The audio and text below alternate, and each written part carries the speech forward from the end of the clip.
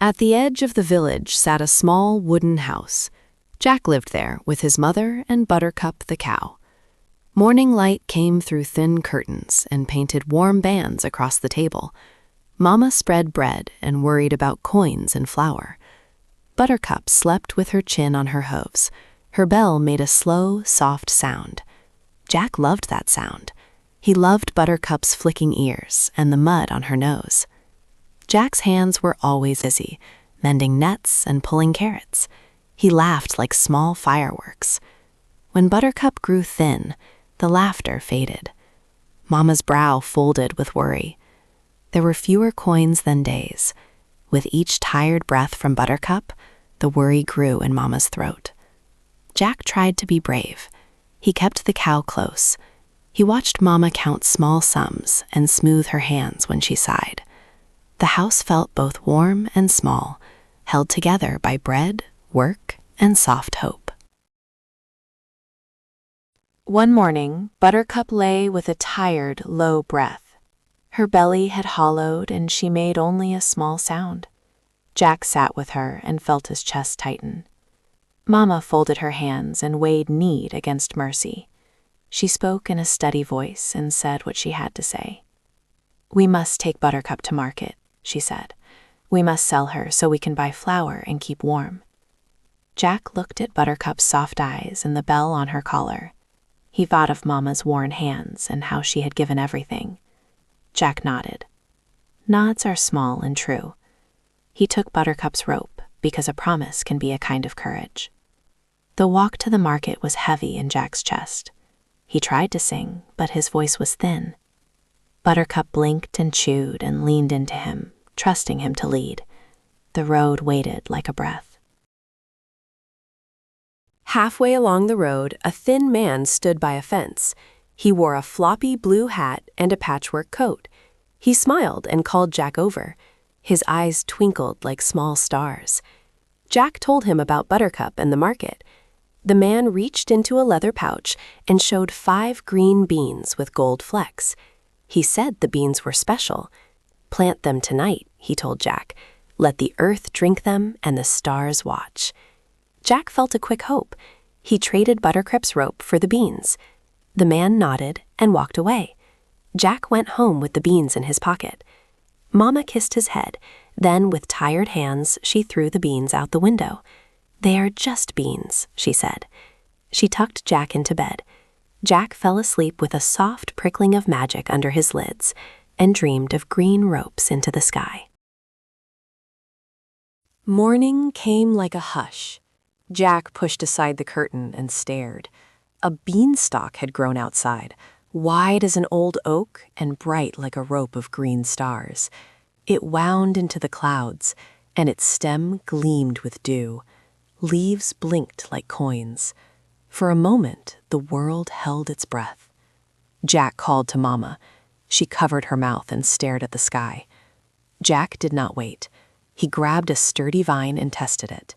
The beanstalk held cool and firm under his palms. He climbed. The village shrank into a scatter of roofs and roads. Wind tugged his hair, and the clouds wrapped him in a soft blanket. Up he went, until the air tasted of silver and song. His feet found each knot, and his heart beat fast but steady. He climbed until the top opened into a place that smelled of herbs and old stone. Jack crept along a stone path to a castle of gray blocks and ivy. Towers vanished into mist. The air up there hummed like a room holding its breath. Jack slipped through a huge door. The castle smelled of roasted herbs and something older, like echo and sleep. He moved on careful feet and checked every shadow. Then the floor trembled under him. Thunder steps came. A voice rolled through the halls like a drum. "Fee, fi, fo, fum, I smell the blood of an Englishman," it sang, deep and terrible. Jack dove behind a great wooden bowl and pressed himself to the cool stone. He felt the giant's weight in the floor and smelled rosemary and dust. The giant filled the room like a mountain. Jack watched dust fall from the giant's braid and saw his beard tremble. Fear sharpened Jack's senses. He noticed even the soft sound of his own breath. Jack stayed hidden until the giant moved on. Then a softer voice spoke. Marta, the giant's wife, came in with a tray of steaming broth. Her steps were light. She saw Jack and lifted her brows like an unasked question. She did not shout. She guided him with a gentle hand and set the tray down as if kindness could cover fear. Her skin smelled of soap and baked apples.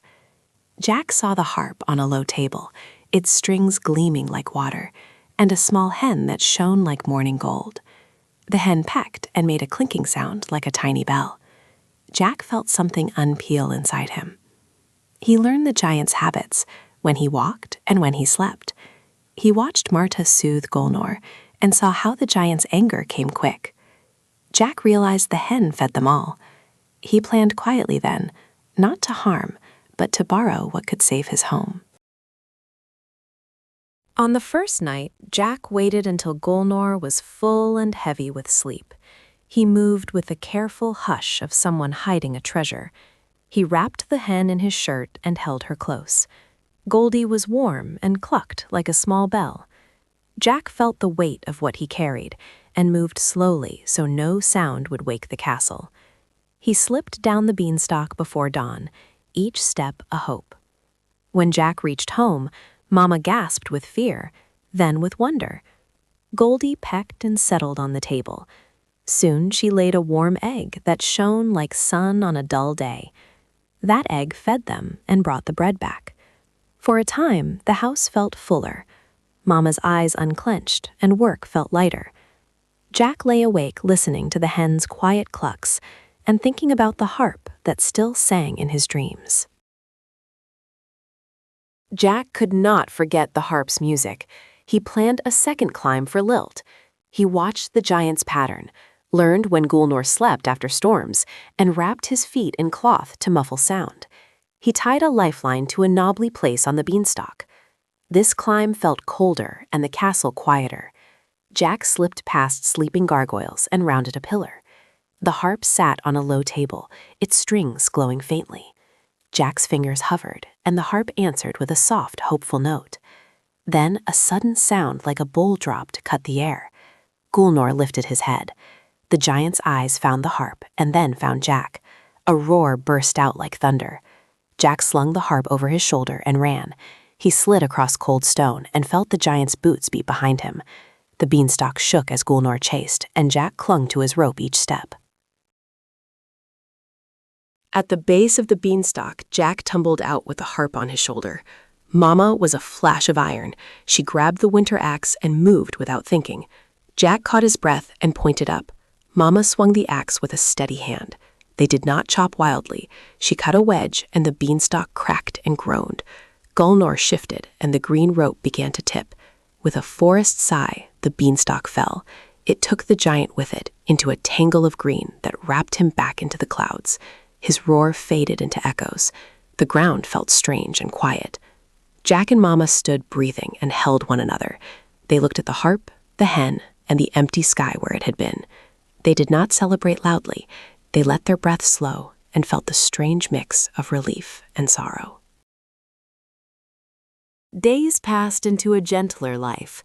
Goldie laid eggs that fed the family and neighbors who came with loaves and stew. The harp rested by the hearth, and when Jack stroked its strings, Lilt sang soft lullabies. The house felt fuller with music, food, and visits. Mama's laugh came back like a clear bell. She tended the garden with the hen pecking at her heels. Jack ran errands with lighter steps, and sometimes sat by the window to listen as the harp's notes drifted over the roofs.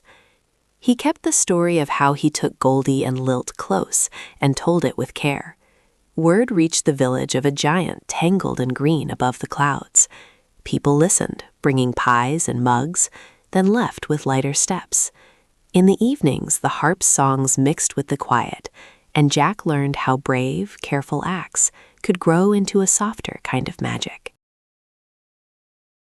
After the fear and the climb, life settled into softer days. Goldie laid warm eggs. Mama cooked with a brighter step. Lilt's music curled through the room at night, gentle as a blanket. Neighbors came with small gifts. They sat by the hearth, listened, and left lighter. Jack learned how to hold wonder so it did not break. He kept the harp on a stool and touched its strings with careful fingers. He did not take more than they needed. The house filled with plain joy and steady work. Buttercup's bell lived in Jack's memory and made him slow and kind. Children ran to the window and begged to hear the tale of the beanstalk. Mama would smile and fold her hands. They shared bread and song. The village learned the meaning of giving and the way a small, brave thing can change many lives. In simple steps, they found enough. High in the clouds, Gulnor woke to quiet. The beanstalk lay down like a long sleep below. Marta moved through the castle with slow hands. She mended curtains and set bowls of soup. She spoke to Gulnor in the soft voice that had held him for years. He grumbled at first, heavy with loss and old habit. Then he began to listen to the smaller things, a thread pulled smooth, the harp's far song, the sound of his own name said kindly. He missed his things, but felt a new space inside him. Marta did not rush him.